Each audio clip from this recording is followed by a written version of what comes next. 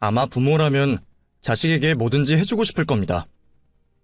자식에게는 제 살도 내어주고 싶은 게 부모 마음이겠죠. 저 역시도 제 딸에게는 뭐든지 해주고 싶은 60대 엄마입니다. 저물어가는 제 나이만큼이나 딸아이도 나이를 먹어 이제 다 큰 성인인데도 왜 이렇게 물가에 내놓는 아이처럼 불안하기만 한지 모르겠어요. 누군가는 이런 절 보고 유난이라 말하기도 하지만 사실 저는 그럴 수밖에 없는 사정이 있습니다. 아마 딸아이에게 벌어졌던 그 일이 아니었으면 저도 좀 덜하지 않았을까 싶어요. 하지만 본의 아니게 큰일을 겪고 나니 저도 어쩔 수 없이 딸을 걱정하는 마음이 더 커진 듯합니다. 저도 결혼을 해봤고 시어머니 모셔봤으니 남들만큼은 시집살이를 겪어봤습니다. 무서운 시어머니 호령에 혼도 나고 동네 엄마들과 몰래 시어머니 욕도 해봤지만 딱 그만큼의 고통이었어요. 남들과 한탄하고 웃어넘길 그 정도의 시집살이 말이에요.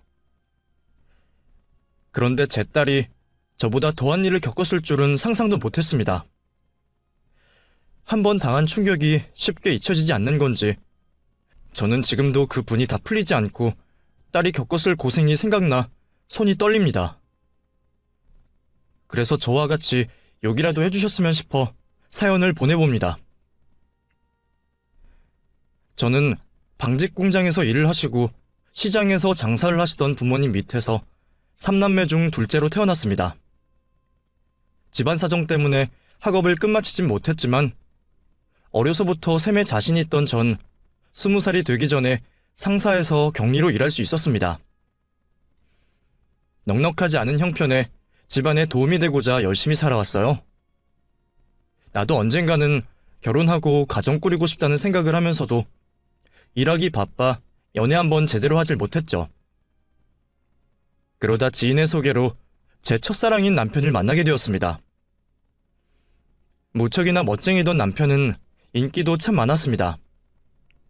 저도 다른 여자들과 다르지 않았고 남편을 처음 본 순간 한눈에 그 사람에게 반하고 말았죠. 남편은 제 처음이자 끝사랑이었고 서로 마음 통했던 우리 사이는 빠르게 진전이 되어 어느새 결혼까지 약속할 수 있었습니다. 남편과의 결혼 생활은 참 행복했습니다. 남편은 저를 깊이 사랑했고 표현을 아끼지 않았기에 제가 다른 가진 것은 없어도 남편 하나는 잘 만났다 생각했어요. 그리고 얼마 뒤에는 우리의 사랑의 결실을 가지게 되었네요. 예쁜 우리 딸을 갖게 된 거죠. 우리 두 사람의 사랑을 받으며 태어난 예쁜 딸은 저와 남편을 반씩 닮아 눈에 넣어도 아프지 않을 정도였죠. 딸아이가 커가면서 부리는 재롱에 하루하루 시간이 지나는 게 아쉬울 정도였습니다. 남편도 요즘 말로 딸바보가 되어 항상 퇴근길을 뛰어오곤 했어요. 저도 그런 남편의 마음을 알기에 항상 조심하라고는 말했지만 더 강하게 제지하지 못했죠. 그런데 제가 그 말을 좀 더 강하게 하지 못했던 게 결국 제 평생의 한이 되고 말았습니다. 여느 날처럼 저녁 식사 준비에 한창일 때 집으로 전화 한 통이 걸려왔어요. 바로 남편의 사고 소식이었죠. 퇴근길에 집으로 오던 남편이 차 사고를 당했고 머리에 충격을 받아 위급한 상황이라고 했습니다. 서둘러 병원으로 오라는 전화를 받은 저는 급히 딸아이를 데리고 정신없이 병원으로 향했습니다. 하필 퇴근길이라 막히는 길을 뚫고서야 겨우 병원을 도착했을 때는 남편은 이미 싸늘한 시신이 되어 누워 있었습니다. 그때는 사랑하는 제 딸도 눈에 보이지 않았어요. 싸늘하게 식어 누워있는 남편 모습만 들어왔던 저는 어린 딸을 방치한 채 남편의 시신을 끌어안고 한참을 울었습니다. 오늘 아침까지도 따뜻했던 남편의 품이 왜 이렇게 차가운지 금방이라도 일어나 울고 있는 저를 다독여줄 것 같은 남편은 제가 한참을 울어도 일어나지 않았어요. 그렇게 정신없이 오열하던 저는 결국 혼절까지 하고 말았죠. 깨어나자 식구들이 저에게 건네는 위로에 저는 그제서야 제 남편이 죽었다는 걸 인지하게 되었습니다. 분명 퇴근하며 저와 딸아이를 볼 생각에 들떠 있었을 남편을 생각하니 정말 미칠 것만 같았습니다. 가족들 모두 제 탓이 아니라 했지만 남편의 죽음이 모두 제가 부족해서 벌어진 것만 같았어요. 하지만 현실로 돌아와 남편의 죽음을 인정하고 남편 떠나는 길 마음이라도 편하게 보내주어야 했어요. 장례를 치르고 나서 남편 잃은 마음에 정신을 놓고 살았지만 당장 돈을 벌지 않으면 우리 모녀 앞길이 막막했기에 저는 다시 일터로 나갈 수밖에 없었어요. 먹고 사는 게 급하니 어떻게든 살아야 했지만 저는 제정신이 아니었습니다. 일은 하고 있었지만 아무런 의미도 목적도 없이 삶을 이어갈 뿐이었죠. 퇴근을 하고 집으로 돌아오면 전 어두운 방에 홀로 앉아 멍하니 하늘만 바라봤습니다. 그때는 무슨 생각을 했는지도 모를 만큼 잡다한 생각으로 머릿속이 가득했죠. 그땐 친정 부모님도 딸도 제 스스로도 눈에 들어오지 않았습니다. 그러다 제가 정신을 차리게 되는 일이 있었어요. 그날도 슬픔에 빠져 하늘만 멍하니 바라보고 있을 때 문득 딸아이가 저에게 말을 걸어왔습니다. 엄마, 많이 힘들죠? 상은이가 엄마 힘내라고 라면 끓여놨어요. 엄마 라면 먹고 힘내세요. 아빠의 죽음은 이해를 못해도 더 이상은 아빠를 볼 수 없다는 말에 며칠이나 울며 힘들어하던 딸아이였어요. 이제 겨우 6살도 안 된 아이가 어떻게 라면을 혼자 끓였는지 한강물이 된 라면 냄비를 들고 저에게 힘을 내라는 아이의 말에 저는 아이를 안고 오열하고 말았습니다.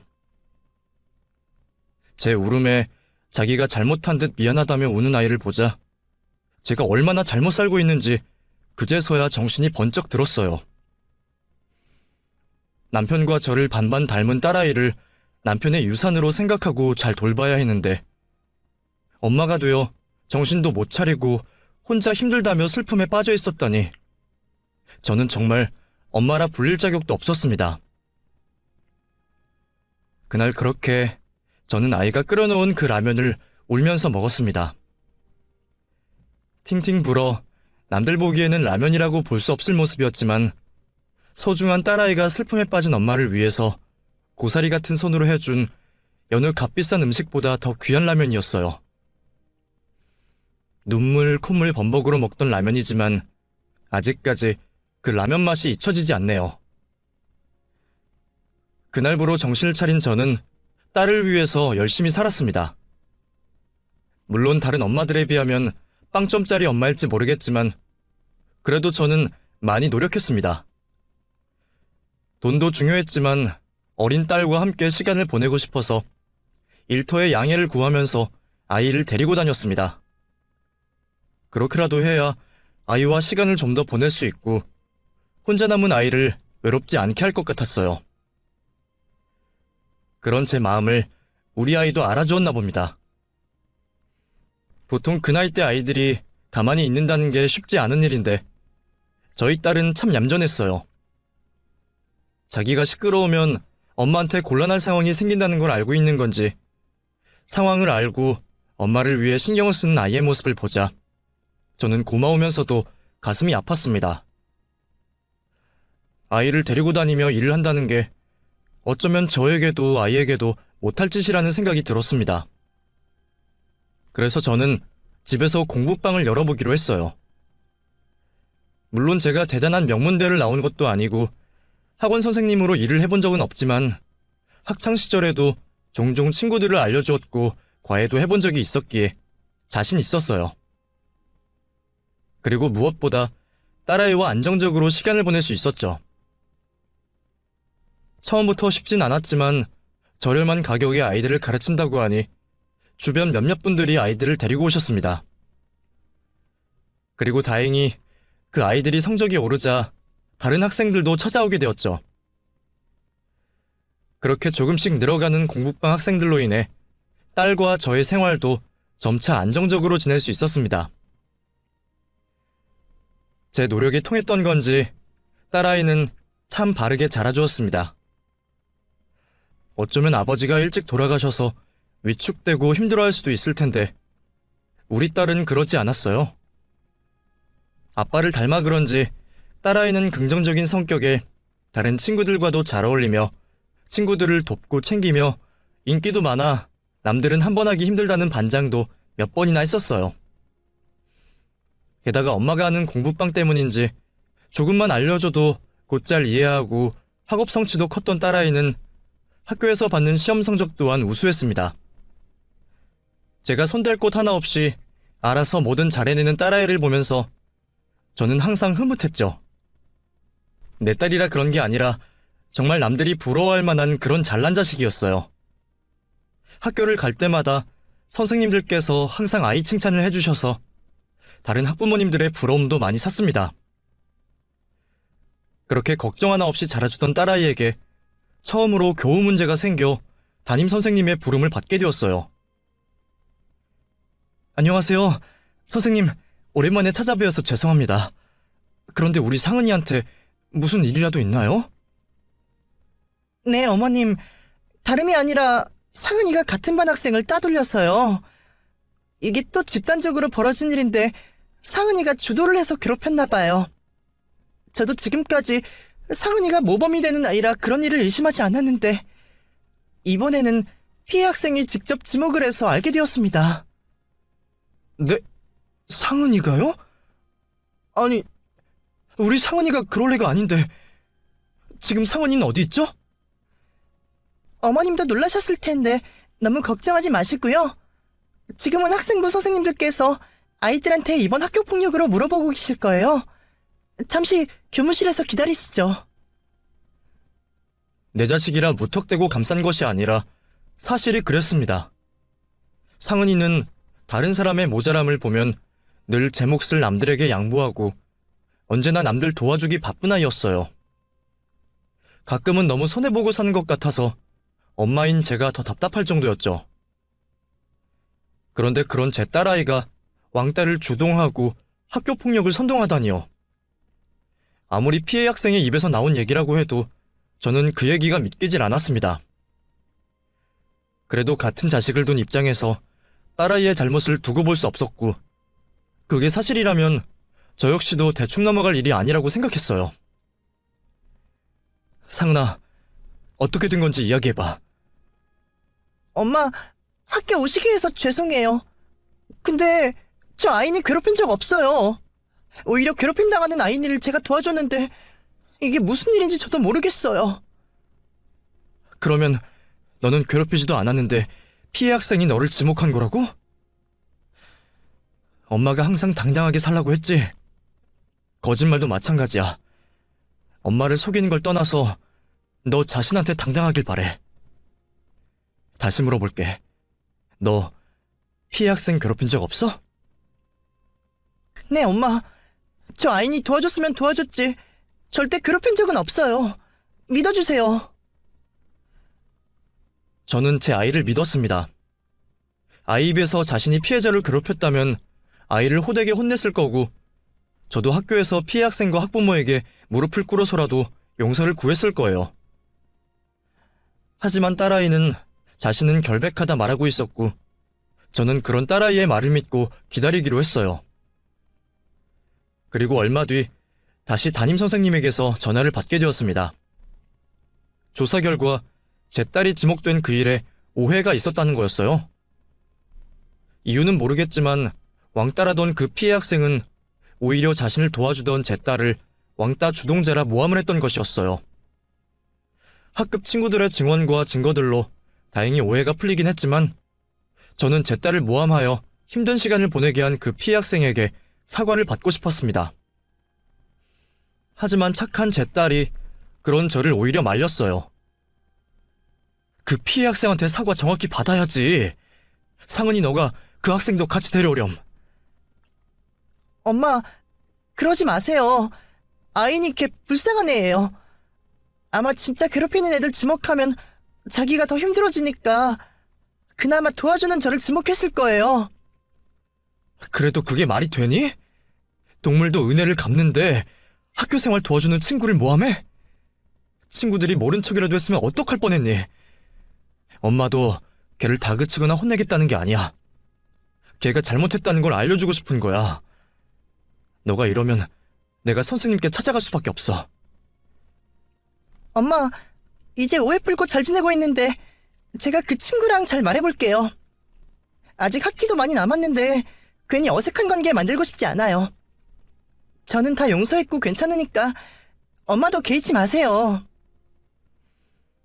모함한 아이에게 따끔하게 한 소리 해주고 싶었는데 딸이 나서 저를 진정시켜주어 그 일을 넘어가기로 했죠. 가끔은 저보다 제 딸이 더 어른스러운 것 같다는 생각이 들어 제가 되려 부끄럽기도 했습니다. 그 뒤로도 여전히 바르고 올곧게 잘 자라준 아이는 어느덧 성년이 되어 있었어요. 그러면서 자신이 아빠 없이 자라면서 느낀 바가 있는지 고등학교를 졸업하곤 항상 봉사활동을 다니더라고요. 그러면서 어느 날 봉사활동을 하는 모임에서 만났다며 남자친구를 소개시켜 주었습니다. 시간이 흐르며 제 딸도 언젠가는 제품을 떠나 결혼을 하는 날이 온다는 것을 알았지만 그 시간이 얼마 안 남았다고 생각하니 참 섭섭하더라고요. 그나마 인사를 하러 온 상은이의 남자친구를 보고 마음은 놓였습니다. 상은이 남자친구는 뽀얀 얼굴에 눈은 처져서 첫눈에 보기만 해도 순한 남자아이로 보였어요. 잠깐 나눈 대화만 봐도 어디서 저렇게 상은이랑 비슷한 걸 데리고 왔나 싶을 정도로 제 딸과 닮아 있었더라고요. 거기다 자기들끼리 통하는 게 많은지 서로를 보기만 해도 좋아 죽는 모습을 보니 마치 저와 남편을 보는 것 같기도 했고 딸아이의 행복이 그려져서 제가 다른 말을 할 것도 없었습니다. 죽고 못 사는 모습을 보니 상황이 어떻게 되더라도 둘이서 잘 헤쳐나가겠다 싶었죠. 올바르게 자란 예비사위를 보니 사돈께서도 인성이 훌륭할 것 같았고 거기다 사돈될 분도 저와 비슷하게 일찍 남편을 잃고 혼자 자식을 둘이나 키우셨다고 하기에 결혼도 별 문제 없이 잘 될 거라 생각했습니다. 얼마 뒤 딸아이가 예비시댁에 인사를 드린다며 나갔습니다. 처음 인사하러 간다며 기대와 걱정에 잠도 설치는 아이를 보니 저도 긴장이 되었어요. 딸아이 준비를 도와주며 마음속으로 사돈 되실 분이 부디 우리 아이를 예뻐해 주시길 바랐습니다. 하긴 어딜 내놔도 부족하진 않은 아이였으니 예쁨 받을 수 있을 거라 생각했어요. 준비를 다 하고 보니 우리 딸 정말 누구에게 주기 싫을 만큼 예쁘더라고요. 눈물이 나오려는 걸 겨우 참고 잘 갔다 오라며 배웅을 해주었습니다. 딸아이를 배웅한 뒤 저는 집안일을 하면서도 온통 신경은 딸아이에게 가 있었습니다.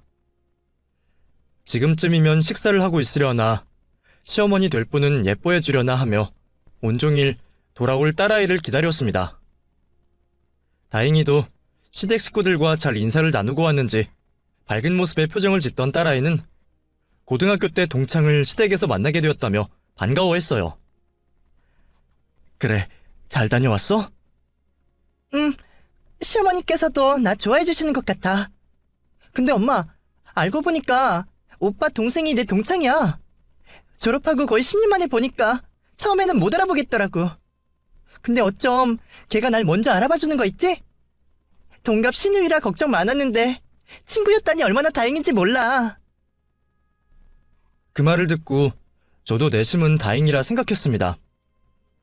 워낙 교우관계가 좋았던 딸이다 보니 결혼 생활하며 지원군이 되어줄 사람이 있다는 게 다행이라 생각되었죠. 그런데 시댁에서 분위기 좋았다던 딸의 말과 다르게 사위의 집에서 돌연 결혼 반대를 한 겁니다. 분명 분위기도 좋았고 딱히 흠잡을 일도 없을 텐데 대체 무슨 일인가 싶었어요. 나에게 걱정을 끼치고 싶지 않았는지 딸아이는 자세한 내용을 설명하지 않았지만 집에 있으면서도 사위와 며칠 동안 그 일로 씨름을 하고 있었어요. 정확하게 알 수는 없었지만 전화를 엿들어보면 시댁에서 사돈 처녀가 반대를 하고 나서는 것 같았죠. 사돈도 아니고 사돈 처녀가 결혼을 반대한다는 게 참 어이가 없었습니다. 딸 가진 엄마여서 그랬을까요? 아니면 제가 부족한 형편 때문에 그랬을까요? 지금 같아선 우리 딸이 뭐가 모자란다고 어디 내놔도 자랑스러운 우리 딸 반대하냐며 큰 소리를 칠 텐데 그때는 결혼 반대의 이유가 제 탓으로 생각되었고 딸아이가 받고 있을 상처가 마음 아파 제 속만 태우고 있었습니다. 그래도 다행히 작은 오해였는지 딸아이는 잘 해결되었다며 상견례 날짜를 잡자 말했습니다. 무슨 일인지 궁금했지만 딸아이가 알아서 해결했다니 더 이상 묻지 않기로 했죠. 제 딴에는 사돈처녀가 어린 나이에 오빠가 다른 사람과 결혼하는 게 싫을 수도 있고 동창이었던 친구가 자신의 새언니가 되어 불만이 있을 수 있겠다 생각했어요. 그래도 내 딸에게 행동한 게 얄미워 한 소리를 하려다 착한 사위를 보며 그만두기로 했죠. 사돈 될 분도 그리 나빠 보이진 않고 상견례 자리는 별탈 없이 서로 결혼에 대한 것들을 정할 수 있었습니다. 혼주 한복을 맞추고 입을 때까지는 별 생각이 없었는데 결혼식 전날 밤이 되니 그제서야 마음이 복잡해지더군요. 잠이 오지 않아 사진첩을 꺼냈죠.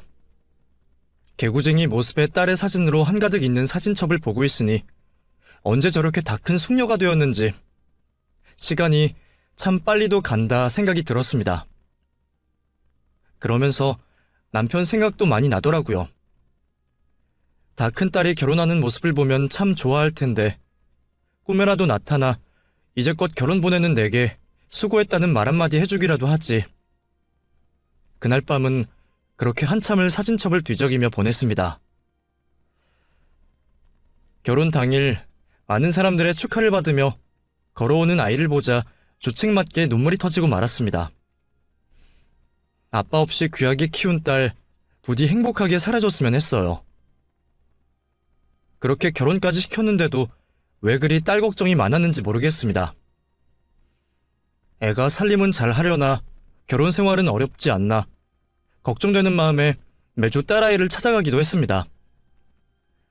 장모가 주말까지 찾아오면 불편할 말도 한데 사람 좋은 사위는 저에게 눈치 주지 않았어요. 그렇게 결혼 후에도 매주 딸을 보고 지내던 저는 얼마 뒤 그마저도 하지 못하게 되었습니다. 사돈댁 집에 문제가 생기는 바람에 공사를 한다고 몇 달간 애들 집에 계시겠다는 소식을 듣게 되었거든요. 결국 그 후로는 저도 발길을 끊었습니다. 아무래도 사돈이 집에 계신다니 불편하기도 했고 딸 보고 싶은 마음은 굴뚝 같았지만 괜히 찾아갔다 시댁 식구 미움이라도 받을까봐 연락도 잘 못했습니다. 제가 너무 옛날 사람이라서 그런지 몰라도 왜 우리 때는 그랬잖아요.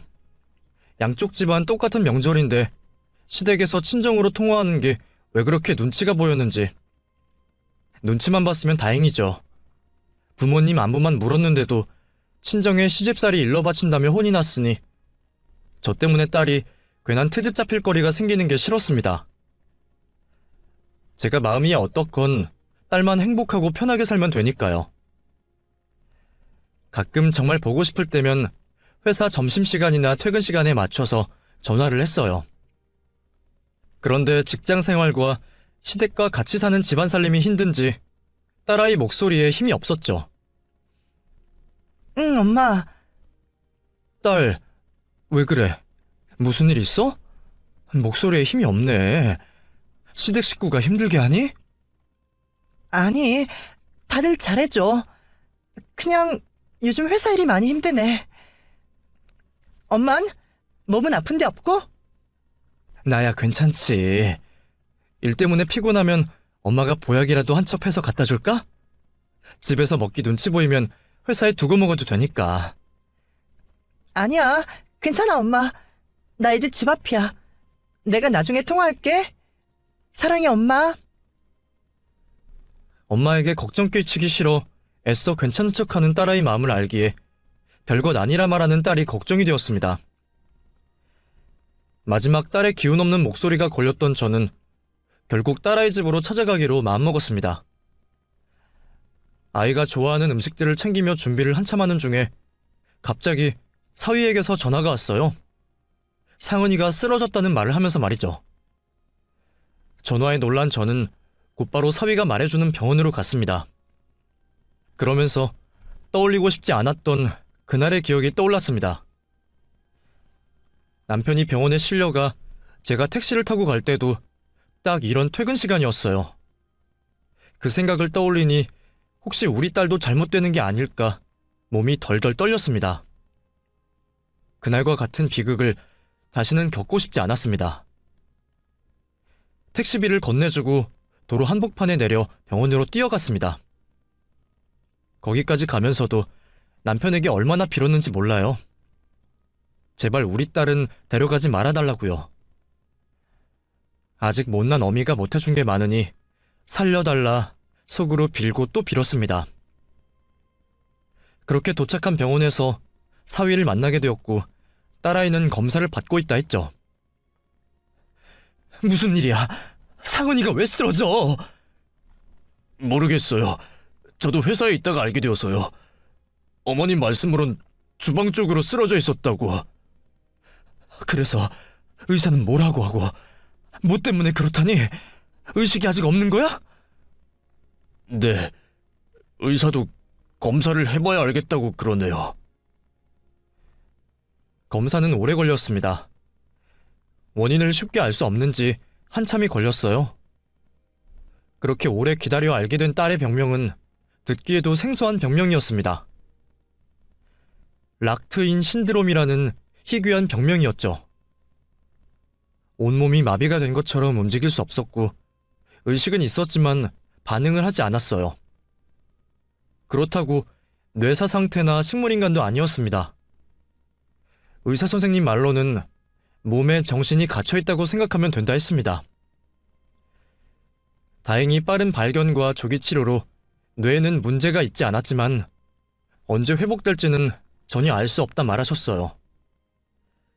왜 갑자기 내 딸에게 그런 몹쓸 병이 생긴 건지 억울한 생각이 들기도 전에 그래도 무사히 살아만 있어주어서 감사했습니다. 그리고 더 끔찍한 일이 생기기 전에 대처를 잘해준 사위와 사돈에게 감사했어요. 그렇게 제 딸은 사지가 마비되어 꼼짝없이 누워있었고 그날부터 저는 아이를 깨우기 위해 모든 노력을 다했습니다. 병원에 기거하며 홀로 있는 딸아이 곁을 지켰죠. 매일 깨끗한 수건으로 아이 몸을 닦이면서 제가 뭐라도 할 수 있는 일이 생기기만을 바랬습니다. 힘들긴 해도 당연히 내가 해야 할 일이라 생각했는데 고맙게도 옆에서 사위가 많이 도와줘서 지치지 않고 감명할 수 있었어요. 사실 저도 저였지만 사위 역시 힘들어하기는 마찬가지였어요. 제 앞에서는 죄송하다며 말도 잘 못했지만 가끔씩 몰래 울고 온 건지 눈시울이 벌건 것을 몇 번이나 봤습니다. 이유도 모르고 딸이 그렇게 된 것을 제 탓을 하고 있었는데 사위 역시 자책이 심했을 겁니다. 그 마음을 제가 왜 모르겠나요? 그래도 다행인지 의사 선생님 말론 아이가 말을 알아들을 거라 하셨어요. 의식이 갇혀있을 뿐이니 자꾸 말을 걸어주는 것이 도움이 될지 모른다 하셨죠. 그래서 저는 딸아이에게 그동안 부끄러워서 입이 떨어지지 않아서 하지 못했던 제 속마음을 이야기했습니다. 그러는 우리의 노력에도 딸아이는 일어나지 못했습니다. 처음에는 의식이 있다는 말에 희망을 느끼며 기다려왔지만 계속되는 기다림에 더 이상은 사위에게도 못할 짓이라 생각되었어요. 사실 그 생각도 사돈이 찾아와 하신 말에 생각이 들었죠. 사돈이 먼저 나서서 저희 아들 놔주세요. 같은 자식 키우는 입장에 사돈 마음도 이해하지만 또 같은 입장이니 제 입장도 아시겠죠. 우리 병민이 저대로 두기에는 너무 아까운 아이 아닙니까? 벌써 몇 년이 지났습니까? 사실 그만큼 기다렸으면 다들 할 만큼 한 거예요. 제 말은 영 듣질 않으니 사돈이 말씀 좀 잘해주세요. 부탁드립니다. 누워있는 내 딸이 가망이 없다며 아들을 놔달라는 사돈의 얘기에 속이 상했습니다. 화도 나고 섭섭하기도 했어요. 그러면서도 그 마음이 이해가 되었습니다. 나야 내 딸 생각해서 서운하지만 사위도 자식이나 마찬가지인데 아직 젊은 나이에 언제 일어날 줄 모르는 내 딸을 기다리게 할 수는 없었죠. 그래서 저도 이를 악물고 사위에게 이혼을 권했습니다. 김서방, 아니 병민아, 세상 사람들도 다 알 거다. 네가 상은이를 위해서 얼마나 노력했는지. 하지만 언제 깨어날지 모르는 애를 언제까지 기다릴 순 없잖니. 너도 아직 젊은 나이이고 상은이는 네가 행복했으면 싶을 거다. 그러니까 너도 이제 상은이는 걱정 말고 새 인생 찾았으면 한다. 장모님, 그게 무슨 말씀이세요? 저 상은이 포기 못합니다. 장모님께서 상은이 포기 못하시는 것처럼 상은이 제가 꼭 회복시킬 거예요. 제가 얼마나 오랜 시간을 기다려야 한다고 해도 제 선택이고 그 일로 누구도 원망하지 않습니다. 상은이와 결혼한 순간 제 인생에 다른 선택은 없어요. 그러니 두 번 다시는 그런 말씀하지 말아주세요. 그 와중에 제가 사위 하나는 정말 잘 두었다고 생각했습니다. 김서방은 다른 누가 봐도 탐낼 사위감이고 남편감이었습니다. 그런 사람이 누워있는 아내를 위해서 남은 평생을 다하겠다니 사위지만 참으로 감사했어요. 그리고 그런 사위와 제 바람으로 딸아이에게도 좋은 일이 생기길 바랬습니다. 그런데 정말로 기적 같은 일이 벌어지고 말았네요. 딱 5년이 되던 해였습니다. 그간 노력의 응답이라도 하듯 딸아이가 정신을 차리고 움직이기 시작했습니다. 곧바로 의사를 불러 기다리는데 아이가 겁에 질려 어눌하게 제발요, 잘못했어요, 살려주세요라는 말을 하고 있었습니다. 상은아, 엄마야, 무서워하지 마. 다행히 곧바로 의사가 와 딸의 상태를 살폈고 5년 만의 회복에 일시적 쇼크일 수 있다며 처치를 해주었습니다. 얼마 뒤 아이는 진정이 되어 다시 의식을 차려갔고 드디어 저를 보고 말을 걸어주었습니다. 엄마? 정말 엄마 맞아? 그래, 엄마야. 엄마 맞아. 저는 딸을 안아 안심시켰고 딸은 한참을 제 품 안에서 울었습니다. 한참 만에야 딸아이는 정신이 돌아온 듯 싶었어요. 아까는 경황이 없어 사위와 시댁에 알리지 못해 연락을 하려는데 아이가 저를 막더군요. 그리고는 아직 어눌한 말로 자신에게 있었던 지난 일을 저에게 설명해 주었습니다. 시작은 사돈처녀였어요. 동창이라며 딸이 반가워하던 사돈처녀는 알고 보니 예전 딸이 고등학생 때 학교폭력 주동자라며 모함을 했던 그 학생이었습니다. 그동안 사돈처녀는 제 딸에게 자격지심이나 질투를 느꼈던 것 같습니다. 홀어머니 밑에서 자신과 비슷한 환경에서 살고 있는 딸을 보면서 자신과 많이 비교했었나 봅니다.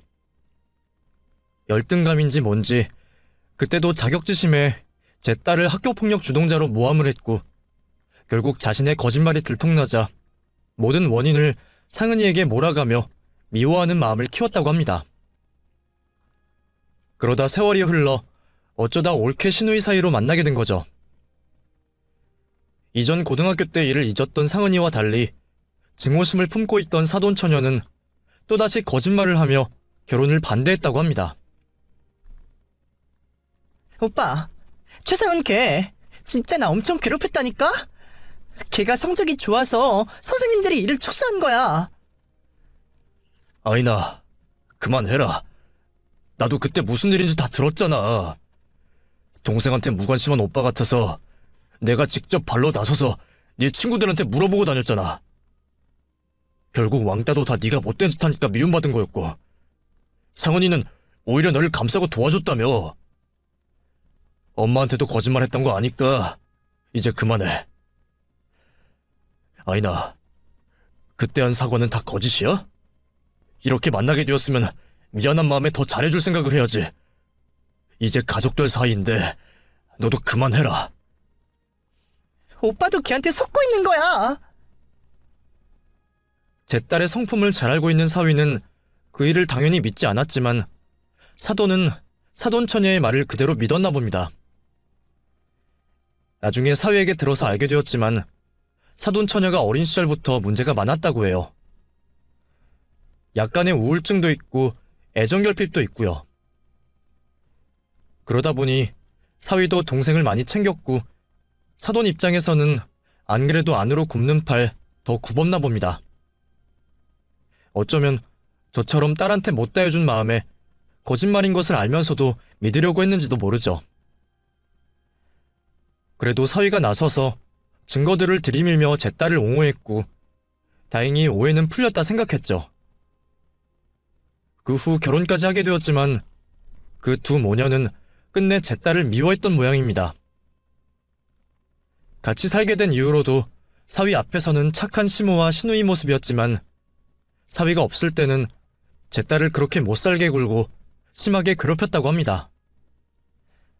사사건건 시비에 타박을 하고 하다못해 애비 없어 그리 컸냐는 얘기까지 들었으니 여리디 여린 제 딸이 그 충격을 버틸 수가 있었을까요?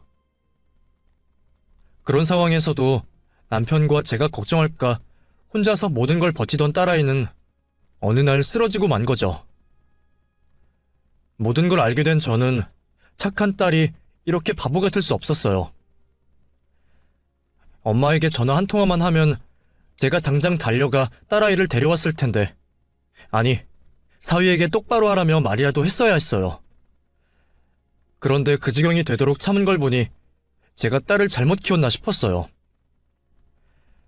저나 사위 걱정에 사실을 말해볼 생각도 못한 제 딸은 홀로 그 고통을 견뎌야 했고 어쩌면 이유 없던 아이의 병이 그 스트레스 때문이었구나 싶어 기가 막혔습니다. 그래놓고 자기 아들 놔달라 내게 부탁하고 심지어 며칠 전 노처녀라서 걱정하던 자기 딸 드디어 좋은 집에 시집 간다며 내 앞에 자랑까지 하고 간 그 여자를 도저히 용서할 수가 없었습니다. 사돈, 저희 딸 이야기 들으셨나요? 아유, 딸 때문에 걱정받을 사돈 앞에서 할 이야기는 아니지만 저희 딸이 이번에 워낙에 훌륭한 남군을 만나게 되어서요. 대체 누구 만나서 결혼하려고 여태 혼자 있었나 했는데 그런 남편을 만나려고 그랬던 모양이에요. 우리 아들도 잘났다 싶었지만 사위가 참 대단한 인물이에요. 저도 남편 없이 노력하며 살았는데 이제서야 보상을 받는 듯하네요. 그러세요? 얼마나 대단한 사윗감이길래요? 집안부터가 아예 틀리더라고요. 흔히 말하는 로얄 패밀리 아시죠? 로얄.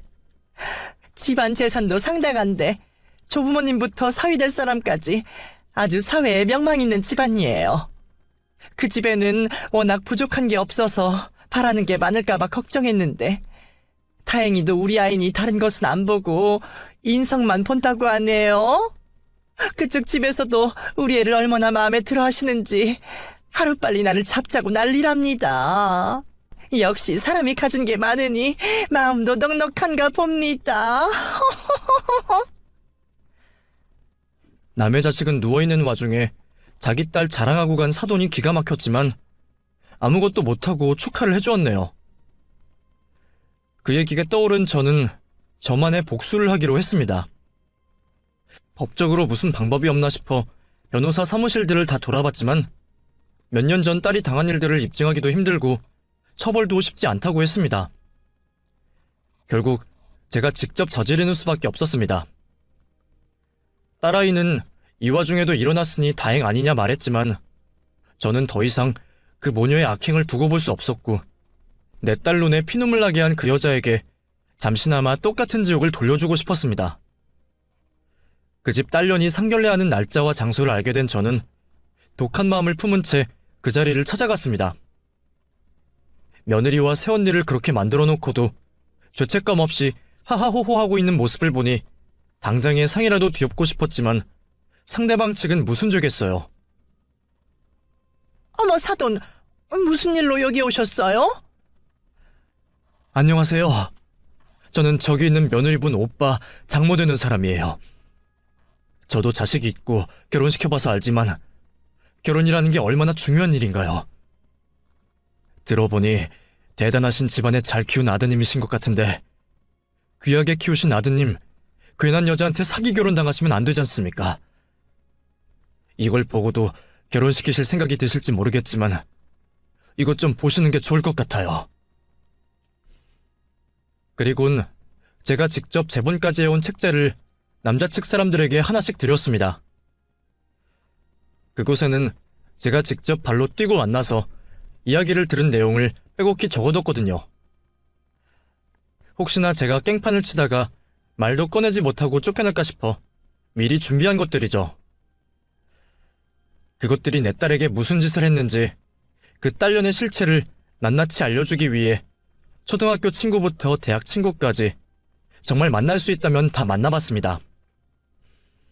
얼마나 개차반으로 살아왔기에 사돈처녀를 기억하는 친구들은 하나같이 못된 친구였다고 말을 하더라고요. 그리고 제일 마지막 단락에는 제 딸아이의 경험담을 적어놨죠. 물론 같이 살며 괴롭힌 내용까지 말이죠. 두꺼운 책을 다 읽기도 전에 이미 이런 소동이 불편한 건지 남자 측 식구들께선 벌써 자리를 일어서려 하셨습니다. 하기야 명망 있는 집안에서 자부 있는 결혼을 시키려고 하겠나요?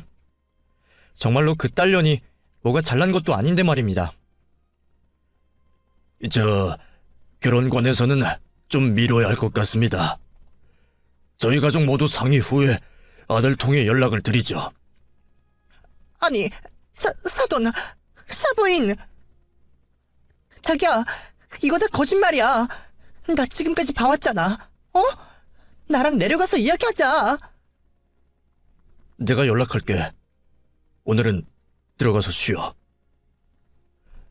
울고불고 매달리며 한바탕 난리가 난 상황에서 당장 남자 바짓가랑이라도 잡아야 했는지 정말 볼만했죠. 그리고 그제서야 제가 눈에 들어왔는지 본색을 보이더군요. 당신, 내 딸 앞길 망치려고 작정했어? 무슨 악한 심정이 있어서 이러는 거야? 움직이지도 못하는 딸, 우리 아들이 옆에 있어주는 것만으로도 처리해야 하는 판에. 이것들이 어디서 큰 소리야? 너네 책 맨 뒤에 못 봤어? 내 딸 깨어났어. 알아? 너네 못된 모녀 둘이서 우리 딸 괴롭힌 걸 내가 이제 다 안다고. 이제라도 내가 속 풀어야겠다. 이것들 이리 와. 그리곤 한바탕 난리가 벌어졌습니다. 저는 두 모녀의 얼굴에 음식을 집어던지고 머리끄댕이를 잡아당겼죠. 그때는 경찰서 가는 게 무섭지도 않더라고요. 한참을 실랑이 끝에 얼굴도 쥐어 터지고 결혼도 망하게 된 사돈처녀가 먼저 앉아서 대성통곡을 하였습니다. 연이어 사돈이란 그 여자도 자기 꼴이 서러운지 우는 딸에게 안겨 울기 시작하더라고요. 사위에게까지 못 보일 모습을 보인 저는 어떤 말도 못하고 딸이 있는 집으로 돌아가게 되었습니다. 그리고 딸에게 오늘 있었던 일을 말했어요. 상은아, 엄마가 네 결혼 망쳐서 미안하다. 근데 그런 시댁이랑은 힘들게 살 필요 없어. 자칫했으면 너 정말 죽을 뻔한 거야. 이제 엄마가 옆에서 보살펴 줄 테니까 걱정하지 말고 엄마랑 같이 살자. 병민이랑은 이렇게 되어서 미안하지만 난 딸을 살려야겠어. 다시 그 집에는 못 보낸다. 아니야. 엄마 나 때문에 이렇게 되어서 미안해. 우리 엄마 엄청 착한 사람인데 나 때문에 그런 행동까지 하고 미안해. 딸과 제가 서로에게 미안하다 말을 하고 있을 때 사위가 집으로 찾아왔습니다. 자기 엄마에게 한 행동을 따지려나 싶었는데 바로 무릎을 꿇더라고요. 장모님, 죄송합니다. 상은이 남편이라는 놈이 괴롭힘 당하는 것도 모르고 저 용서해주세요. 자네에게는 다른 감정 없네. 오히려 미안하고 고마울 뿐이야. 그래도 다시는 그 집에 상은이를 돌려보낼 수가 없네. 저 어머니와 연 끊고 오는 길입니다. 원래는 둘 다 데려와서 장모님과 상은이 앞에 무릎이라도 꿇고 사과하려고 했는데 끝까지 잘못하신 부분을 인정 안 하셔서요. 저도 제 어머니랑 동생이 왜 그런 괴물이 되었나 모르겠습니다. 죄송합니다, 어머님. 부모와 연을 끊는 게 쉬운 일이 아니지 않습니까? 그런 결심까지 하고 온 사위를 쫓아낼 수 없었습니다. 물론 딸을 생각하는 마음도 알았고요. 그 후로 아직 회복을 하고 있는 딸과 사위, 저 이렇게 세 명이 같이 살고 있습니다. 혹시 저도 못된 장모가 될까 싶어 혼자 살겠다고 했는데 사위가 이제는 딸과 떨어져서 살지 말라고 하네요. 아직 딸은 몸을 움직이는 데 있어 정상적이지 않아 병원 치료를 받고 있습니다. 그래도 몸은 불편하지만 딸은 행복하게 지내고 있어요. 사랑하는 사람들과 살고 있어 죽을 만큼 행복하다는 제 딸의 웃는 모습을 보면 저도 행복해집니다. 그나마 저의 마지막 소원은 딸아이가 부디 예전처럼 완벽히 몸이 회복되었으면 하네요. 이제는 딸 옆에 떨어지지 않고 꼭 붙어 살아가려고 합니다. 여러분들도 짧은 인생 사랑하는 자식, 부모와 행복하게 하셨으면 하네요. 감사합니다.